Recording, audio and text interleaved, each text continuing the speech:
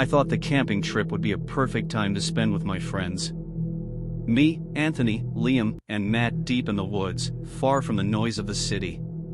The hike was tough, but the spot we found was worth it. It was secluded, untouched, like no one had ever been there before. But as soon as night fell, things started feeling off. The first night was quiet. The fire crackled softly, and the cool breeze rustled the trees just enough to make the forest feel alive. Still, something felt uneasy.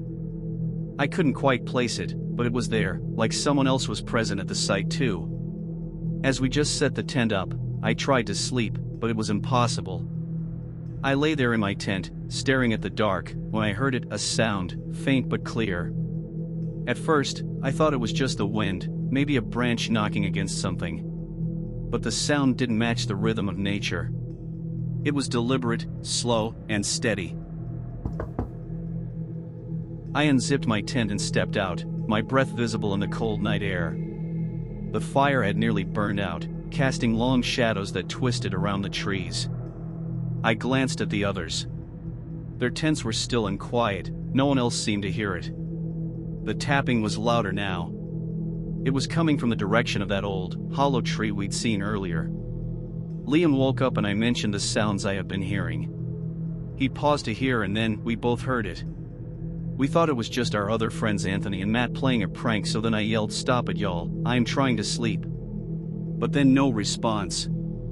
Then, Anthony and Matt said, "It is not us." Liam and I became silent to a shock as they sounded far from us while the tapping sound was nearby. I grabbed my flashlight, the beam flickering as I made my way toward the tree with Liam. The tapping grew louder with each step. My heart pounded in my chest. We saw a big creature which was super tall making a weird tapping noise. We slowly started to turn back to our campsite. We told Anthony and Matt about what we just encountered and then they said they also saw it as we were telling them. It saw us. So then we ran as fast as we could away from the campsite, leaving all of our stuff. We got into the car and drove off as fast as we could. To this day, none of us knew what that creature could have been or if someone could have possibly been playing a prank on us. But if it was someone playing a prank, how would they have been tapping for 4 hours straight?